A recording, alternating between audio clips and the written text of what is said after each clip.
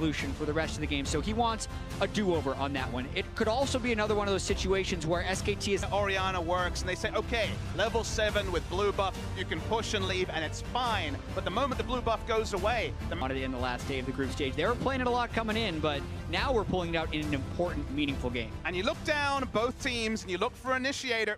So both he and Peanut in this tournament, fitness tournament, have picked it up. And speaking of Carson... Now Carson looking for him, but Faker does have the subs, already flashes out of the way, but they have the angle on him. Faker just has to keep running. Bot lane's pushing. That's bad news. Ezreal or Karma could collapse onto Faker. He is dead. Maple wants to try and take it down, but Faker's going to buy as much time as he can. Faker still has a barrier. Might just hold a root collar land, and first blood goes to Maple. Oh, we've seen this story before. I feel like the game will be largely judged on Vision. You know, Vision is the big factor. We've talked about the Flash Wars did have the advantage on very much in history as trading continues in bot lane. You imagine they're going to disengage, but here we go. A little support or combo, but Betty tunked out on the other side. Castle is actually joined in now. Wolf going to get rooted and be forced to flash. Root Caller goes a little wide, dashes to a minion. I think he's trying to get out of the way, but Castle taking too much damage. Bang gets a kill in a 2v3. Peanut going to join the party. Betty zooms out of the way. He's got his flash, forced to burn it there, but now sorta took damage on the back end. No die from Peanut, but so much force. Jungle at all, so certainly has been more about the counter ganking for Peanut. He has had plenty of kills, but not necessarily first blood. Botlane just keeps fighting though. Bang and Wolf in another 2v2, exhausted down. Bang getting jungle and needs to get a little further forward. Bang taking a little too much damage. Tries to flash out of the way, but Betty, oh my god, missing shot. Bang, don't you get the heal is up. Cost gets down and Betty not gonna get it. Bang! The outplay right there by Bang and Wolf. Peanut to put the exclamation point as well in the 3 seconds or so around the front. Exactly, the fatal damage could have come through in there. Carson. He's getting burned down, already dies. Baker actually gets the kill. Shockwave gonna miss, that's a rare one, but MMD in there. Peanut also invading. All the camps are getting marked, but they'll get taken soon. But coming through, that's about all that has happened. Now Carson getting jumped on. Bang, another ambush started up. Rucola's gonna land for the stun. Hooney though, keeping around for a kill. Bang's gonna get another one.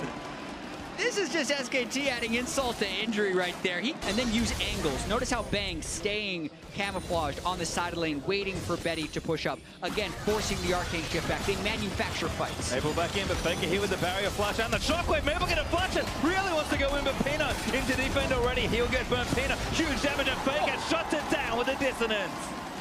The ball location was the last thing you were thinking about when Faker had to use the barrier, but it was actually still in range. Level 11 because they hit such tremendous power spikes when compared to what the Galio and Lucian hit at level 4.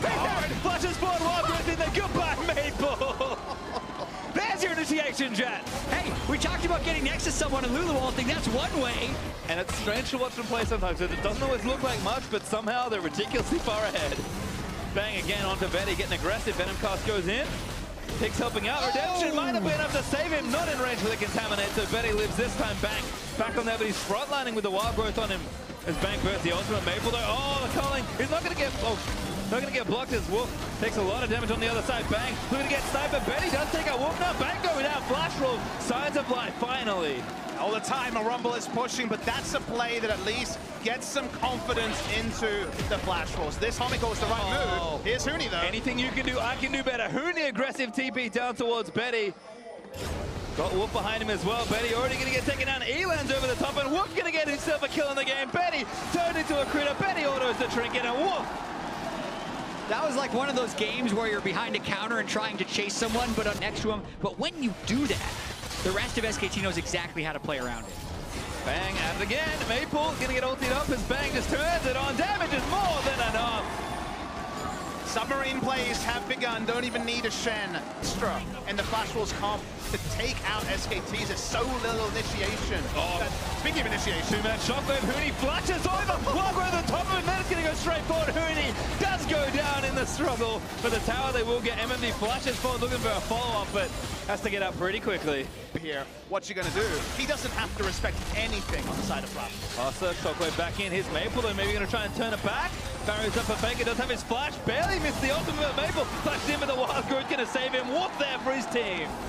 Wolf in the clutch, and here's Bang. Now Bang gonna play the counter situation almost Gets one down, opens up on a sword up. Corner on this game.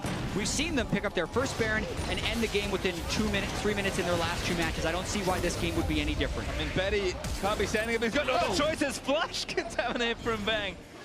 Yeah, it's not an SKT style. Well, they'll just take the Baron instead. They got more than enough damage for this on Casa. With a smite, might make it happen. It's already too late, though. Polymorph just for good measure. And SKT. With SKT ahead, there's our Nexus turret. Sorry, inhibitor turret.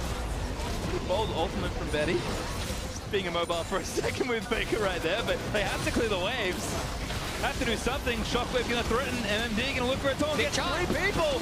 Maple gonna turn it back around. Faker low, but he doesn't go down yet with the shields. MMD. Ulti's back on Maple, but the Shockwave's gonna seal MMD's fate. Huni diving into the backline, trying to take a Carter, and Pino grabs a double there with Maple going down. SKT gonna look to end it all. That's both solo laters down for Flash Wolves. We talked about that timer. They're right on time. Timer looking good so far, and SKT gonna look for this first Nexus turret. Second in a fall pretty soon here as they TB back in with Huni. Daisy mounting his back opens up, and the swell of pressure has built into a wave that looks, the force of which looks to clear Flash Wolves straight into. They will sweep the Flash Wolves, they will defend their MSI championship, and they will do what they have always done, achieve victory. And all night, no, they are not flat. They are not the kryptonite for SKT here. Total dominance in a 3-0. David versus Goliath is so often the case when you take to the Rift against SK Telecom T1, and it feels like every tournament, every LCK match day, you need to anoint a new David because Goliath keeps rolling through every contender. Now only the Afrika Freaks, a team that obviously has never gone to an international event,